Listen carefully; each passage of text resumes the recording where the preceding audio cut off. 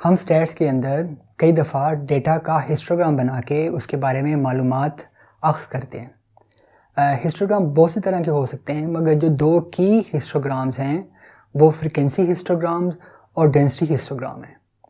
इस वीडियो में ये देखना है कि जो फ्रीक्वेंसी हिस्टोग्राम है और डेंसिटी हिस्टोग्राम है उनमें क्या फ़र्क है, उनको कैसे ड्रा कर सकते हैं। तो ये हम एक एग्जांपल के थ्रू देखते हैं। जो मेरे पास एग्जांपल है वो इस तरह से है कि 20 सैम्पलिंग के डेटा पॉइंट्स मेरे पास हैं और मैंने इन डेटा पॉइंट्स जो हैं इनका फ्रीक्वेंसी हिस्टोग्राम और डेंसिटी हिस्टोग्राम बनाना है। पहले देखते हैं कि स्टेप्स क्या हैं।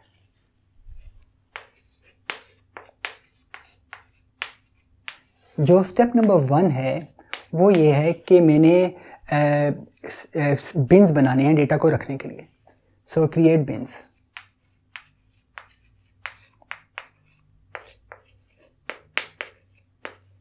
जो बिन्स होंगे उनके साइज़ सेम भी हो सकते हैं और डिफरेंट भी हो सकते हैं। ज़्यादातर हम सेम साइज़ के बिन रखते हैं, तो इस एग्जांपल में ज़ूम करते हैं कि जो बिन्स हैं उनके साइज़ सेम है।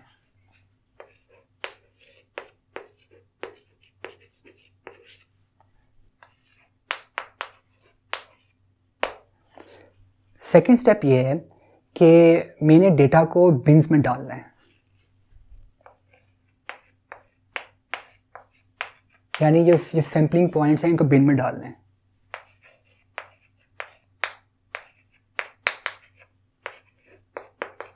अगर मेरे पास एक बिन है जो 6 से लेके 7 तक है, इसका मतलब है सारे जो डेटा पॉइंट्स हैं जो 6 से बड़े हैं और 7 या 7 के इक्वल हैं वो इस बिन में जाएंगे। क्योंकि जो बिन की बाउंड्री के ऊपर जो डेटा होता है उसको हम लेफ़्ट बिन पर ज़्यादातर डालते हैं। ऑल्दो कि हम राइट बिन भी डाल सकते हैं, मगर ज़्यादातर हम चीज़ों को लेफ़्ट बिन में डालते हैं। स्टेप नंबर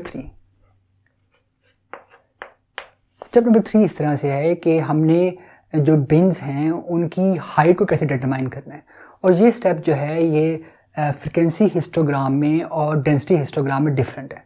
पहले दो स्टेप्स जो हैं ये दोनों हिस्टोग्राम में सेम है।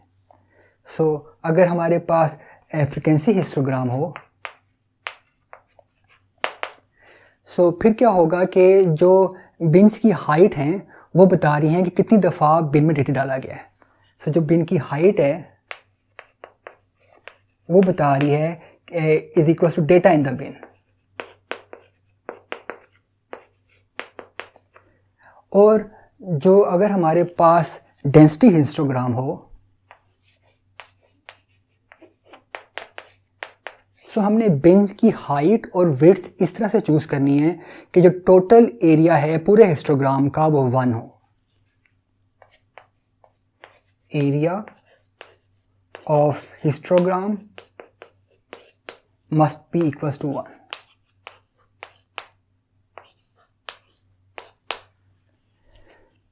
स्टेप्स लिखने के बाद अब हम फ्रीक्वेंसी हिस्टोग्राम और डेंसिटी हिस्टोग्राम बनाने के लिए तैयार हैं।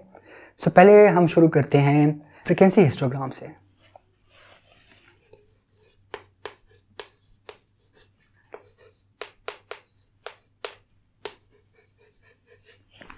हमने पहले ये डिसाइड करना है कि हमारे बिन्स का साइज़ क्या होगा, और बिन का साइज़ जो है वो कुछ भी हो सकता है।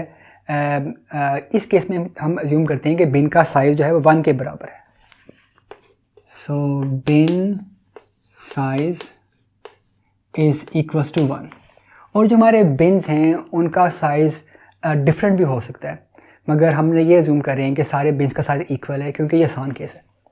सारे बिन्स का साइज़ जो है ना वो बिन्स का साइज़, हर बिन का साइज़ 1 के बराबर है। हमने जो है शुरू करेंगे हम 4 से, क्योंकि हमारा डेटा 5 से स्टार्ट हो रहा है, तो हमारे पहले बिन होगा 4 से 5 तक, और मेरा डेटा हमारा क्योंकि 10 पे ख़त्म हो रहा है तो आखिरी बिन होगा जो 10 तक जाएगा।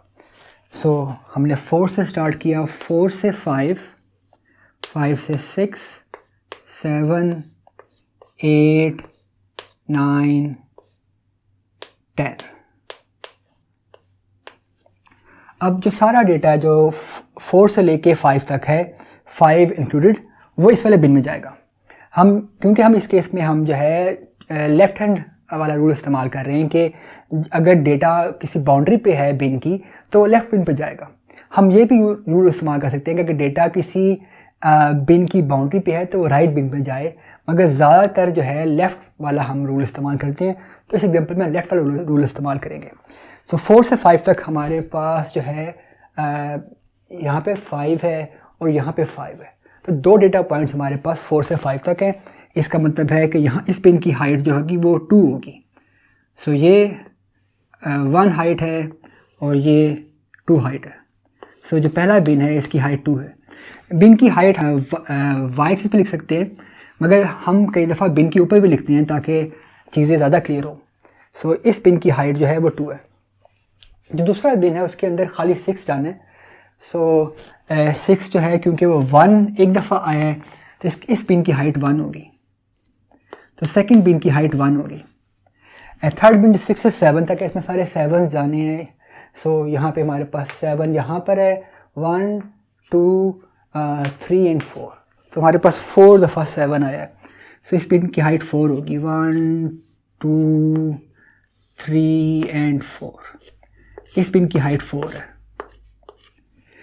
जो 7 से 8 तक बिन है, 8 हमारे पास यहाँ पर है, यहाँ पे है, इस पिन की हाइट 2 होगी।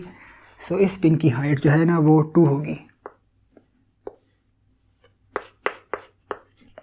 फिर जो 8 से 9 तक बिन है इसमें 9 जाने हैं, 9 हमारे पास ये है और 9 ये है, इस पिन की हाइट भी 2 होगी।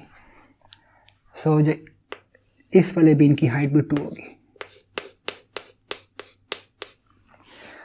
और जो 9 से 10 तक बिन है इसमें सारे 10 जाने हैं और हमारे पास 1 2 3 4 5 6 7 8 9 10 है, तो इस पिन की हाइट जो है ना वो 9 होगी।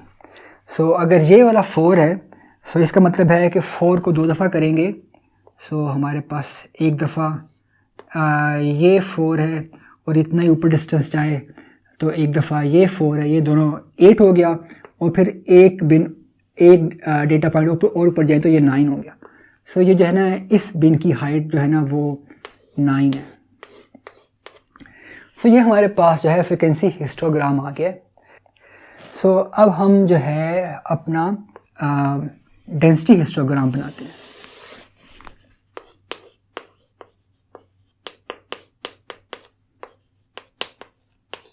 अगर हमारे पास जो है बिन सेम साइज़ के हों तो डेंसिटी हिस्टोग्राम का जो फार्मूला है वो काफ़ी आसान सा बन जाता है, क्योंकि हम टोटल की रूल ये है कि जो total area under the histogram है वो 1 के बराबर होना चाहिए। सो उस रूल के मुताबिक हम ये कह सकते हैं कि नंबर ऑफ़ डेटा पॉइंट्स, जिस तरह हमारे पास यहाँ पर जो है वो 20 डेटा पॉइंट्स हैं, सो लेट्स से हम कहें जी m जो है वो नंबर ऑफ़ डेटा पॉइंट्स को रिप्रेजेंट कर रहा है, और टाइम्स हर डेटा पॉइंट जो हाइट लेगा, क्योंकि हर डेटा पॉइंट जो है एक रेक्टेंगल से रिप्रेजेंट हो रहा है और रेक्टेंगल की जो एरिया होता है वो हाइट इंटू विड्थ होता है। तो हम कहेंगे हर जो डेटा पॉइंट है जितनी वो हाइट लेगा टाइम्स हर डेटा पॉइंट जितनी वो विड्थ लेगा, इस पूरी चीज़ को 1 के इक्वल आना चाहिए, तो टोटल जो एरिया होगा हिस्टोग्राम का वो 1 बन जाएगा। सो पहली एग्जांपल हम इसकी 2 एग्जांपल्स करते हैं डेंसिटी हिस्टोग्राम की, या 2 डिफरेंट किस्म की डेंसिटी हिस्टोग्राम बनाते हैं। जो पहला हम हिस्टोग्राम बनाएंगे उसमें हम विड्थ को 1 रखेंगे, क्योंकि यहाँ भी विड्थ हमने 1 रखी है। सो हम इसको बिल्कुल इसी तरह का हिस्टोग्राम दोबारा बनाना चाहते हैं डेंसिटी के लिए। सो हमारे पास अज्यूम करें कि जो पहली एग्जांपल है डेंसिटी हिस्टोग्राम की, उसमें हमने विड्थ को 1 रख लिया ताकि इसके इक्वलेंट हिस्टोग्राम बन जाए, और नंबर ऑफ़ डेटा पॉइंट्स जहाँ से हम काउंट करें तो 20 हैं, तो m की वैल्यू जो है वो 20 है। सो इसका मतलब है कि हमारे पास फार्मूला बना 20 टाइम्स लेंथ जो हमें पता नहीं है, या हाइट जो हमें पता नहीं है, टाइम्स विड्थ हमने 1 रखी है, मस्ट बी इक्वल्स टू 1। तो यहाँ से पता लगा कि जो हाइट है वो इक्वल्स टू होगी 1/20 के, और 1/20 होता है इक्वल्स टू 0.05 के। तो हाइट जो होगी वो 0.05 के बराबर होगी। सब हम जो है तैयार हैं अपना डेंसिटी हिस्टोग्राम बनाने के लिए। यहाँ से हमारे पास डेटा पॉइंट, क्योंकि हमने विड्थ हमने फिर से रखी है 1 के बराबर, सो हम बिल्कुल इस तरह से हमारे पास एक्स एक्सिस बिल्कुल सेम होगा। सो हम शुरू करेंगे 4 से 5 से 6 7 8 9 10 और जो है 4 से 5 तक हमारे पास दो डेटा पॉइंट्स हैं। सो दोनों डेटा पॉइंट्स की जो हर डेटा पॉइंट्स की हाइट जो है वो 0.5 है। इसका मतलब है टोटल जो हाइट होगी 4 से 5 तक वो 0.5 टाइम्स 2 होगी दो डेटा पॉइंट्स के लिए। सो हमारे पास यहाँ पे 2 दफ़ा 0.5 आएगा, 0.5 times 2 which is equals to 0.1। ये हमने कैसे निकाला कि नंबर ऑफ डेटा पॉइंट्स हमारे पास 2 हैं टाइम्स उनकी हाइट जो है वो 0.1 आ रही है। सो इसका मतलब है कि 2 टाइम्स 0.05 इज इक्वल्स टू 0.1। 5 से 6 तक हमारे पास 1 डेटा पॉइंट है, जैसे यहाँ पे लिखा था 1 डेटा पॉइंट, और हर डेटा पॉइंट की जो हाइट है वो 0.05 है। इसका मतलब है इस डेटा पॉइंट की हाइट 0.05 होगी, तो यहाँ पे हमारे पास जो है हाइट आएगी 0.05। 6 से 7 तक हमारे पास 4 डेटा पॉइंट्स हैं और हर डेटा पॉइंट की हाइट 0.05 है, तो 0.05 टाइम्स 4 होता है 0.2। तो यहाँ पे हमारे पास जो हाइट आएगी वो आएगी 0.2। सिमिलरली 7 से 8 तक और 8 से 9 तक हमारे पास दोनों दफ़ा दो डेटा पॉइंट्स हैं। तो इसका मतलब है कि यहाँ भी हाइट आएगी 2 टाइम्स 0.5 विच इज़ 0.1, यहाँ भी हाइट आएगी 2 टाइम्स 0.5 विच इज़ 0.1। सो इन दोनों केसेस में हमारे पास जो हाइट आएगी वो 0.1 के बराबर आएगी, 0.1, और यहाँ पर भी 0.1। जो लास्ट हमारे पास बिन है इसके अंदर हमारे पास 9 डेटा पॉइंट्स हैं। इसका मतलब है इसकी हाइट आएगी 9 times 0.05 which is 0.45। So once again हमारे पास इस केस में इसको पहले डबल किया फिर एक एक्स्ट्रा 0.45। सो अब देखते हैं कि जो हमने ये डेंसिटी हिस्टोग्राम बनाया है क्या ये वैलिड हिस्टोग्राम है कि नहीं है। अगर हिस्टोग्राम वैलिड है तो 2 पॉइंट्स है कि हर बिन के अंदर हमने राइट अमाउंट ऑफ डेटा डाला है, और दूसरा पॉइंट ये होना चाहिए कि टोटल जो एरिया हिस्टोग्राम का 1 के बराबर होना चाहिए। सो काउंट करते हैं कि टोटल एरिया कितने के बराबर आ रहा है। तो एरिया हमारे पास आ रहा है इसका 0.1 टाइम्स 1। इस वाले रेक्टेंगल का एरिया है, पहले रेक्टेंगल का एरिया 0.1 टाइम्स 1 प्लस दूसरे रेक्टेंगल का एरिया है 0.05 टाइम्स 1। सो दूसरे रेक्टेंगल का एरिया है 0.05 टाइम्स 1। तीसरे रेक्टेंगल का एरिया है, तीसरी बार का एरिया है 0.2 टाइम्स 1 प्लस आगे है जी 2 टाइम्स 0.1 टाइम्स 1 प्लस लास्ट जो हमारे पास बार है इसका एरिया है 0.45 टाइम्स 1, क्योंकि इसकी हाइट 0.45 है और विड्थ 1 है। और जब हम इस सब को सोल्व करेंगे सो हमारे पास हम 1 को इग्नोर कर सकते हैं क्योंकि 1 से मल्टीप्लाई करके आंसर में कोई फ़र्क नहीं पड़ रहा। 0.45 प्लस 0.05 जो है वो 0.5 के बराबर बन जाएगा। सो ये दोनों बनते हैं 0.5 के बराबर। और जो बाकी की 3 हमारे पास चीज़ें लिखी हैं ये 0.1 होगा, ये 0.2 होगा, ये 0.2 होगा, सो वो भी 0.5 के बराबर हैं। इसका मतलब है कि टोटल एरिया जो हिस्टोग्राम का 1 के बराबर है। हैंस ये वाला हिस्टोग्राम जो एक वैलिड हिस्टोग्राम है डेंसिटी के लिए। अब हम एक और हिस्टोग्राम बनाते हैं ये दिखाने के लिए कि जो हिस्टोग्राम की डेंसिटी हिस्टोग्राम की शेप है वो फ्रीक्वेंसी हिस्टोग्राम से काफ़ी डिफरेंट हो सकती है। जो ये वाला केस था इसमें जो हमारे पास, क्योंकि हमने विड्थ सेम रखी थी इसलिए दोनों जो शेप्स थी वो बिल्कुल एग्जैक्टली सेम थी। खाली फ़र्क ये था कि जो हाइट का स्केल है वो डिफरेंट हो गया, अदरवाइज शेप दोनों की बिल्कुल सेम है, खाली हाइट का स्केल जो है ना वो डिफरेंट है। मगर जो हम सेकंड डेंसिटी का हिस्टोग्राम बनाते हैं जिसके अंदर हम विड्थ को डिफरेंट कर देते हैं, सो हम इस केस के अंदर जो हम अपनी विड्थ है इसको 2 के बराबर रख लेते हैं। सो विड्थ हमने 2 के बराबर रखी है। तो इसका मतलब है कि हमारी हाइट किस तरह से निकलेगी कि जी 20 टाइम्स जो हाइट है टाइम्स विड्थ, और इसका आंसर 1 के बराबर आना चाहिए, और विड्थ हमने 2 के लिए इक्वल रखी है। इसका मतलब है इसका आंसर आना चाहिए height is equals to 1/40, and 1/40 किसके बराबर होता है? 0.025 के बराबर। तो ये बराबर होगा 0.025 के। सो हम ये वाला हिस्टोग्राम बनाते हैं। सो इस वाले हिस्टोग्राम के अंदर हमने वंस अगेन सबसे पहले हम स्टार्ट होंगे 4 से, और अब हमारी क्योंकि विड्थ जो है वो हमने 2 के बराबर रखी है तो हम 4 से 6 तक जाएंगे। सो 4 से 6 तक चीज़ें जो है हमने इस वाले बिन में डालनी। हमारे बिन का विड्थ जो है वो 2 के बराबर है। फिर 6 से हम 8 तक गए हैं, 6 से 8 तक चीज़ें हमने इस वाले बिन में डालनी, और फिर हम 8 से 10 तक गए, 8 से 10 तक हमने इस वाले बिन में चीज़ें डालनी। सो 4 से 6 तक हमारे पास कितनी आइटम्स हैं? वो 1 2 3 आइटम जो हैं वो 4 से 6 तक हैं। सो इस बिन में हम 3 डिफरेंट आइटम्स डालेंगे। हर आइटम की जो हाइट है वो 0.025 होगी।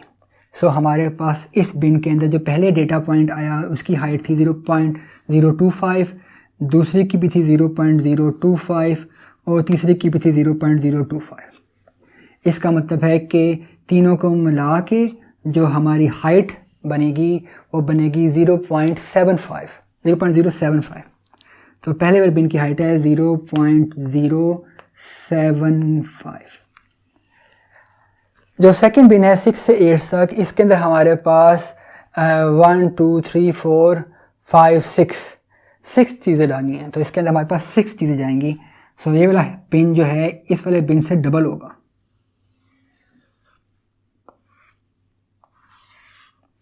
यहाँ पे 1 2 3 4 5 6 चीज़ें जाऊँगी, 1 2 3 4 5 6, और 6 टाइम 0.25 जो है वो इक्वल्स टू होता है 0.15 के, 0.15 के बराबर।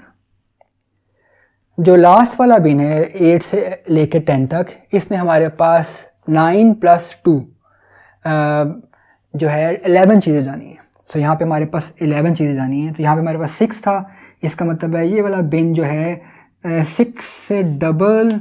अब जो यहाँ पे जगह कम है सो इसमें शायद थोड़ी सी चीज़ें मिटाना पड़ेगा। ये वाला बिन 6 से डबल से थोड़ा सा कम होगा, शायद मिटाए बगैर भी काम चल सकता था। इसमें 11 चीज़ें जाएंगी। सो इसमें 11 चीज़ें जाएंगी। इसके अंदर इसका मतलब है कि जो इसका टोटल जो हाइट होगी वो होगी 0.275। सो इस बिन की हाइट 0.275 होगी। फिर से हम वेरीफाई कर सकते हैं कि क्या जो डेटा अंडर द हिस्टोग्राम है 1 के इक्वल है कि नहीं है।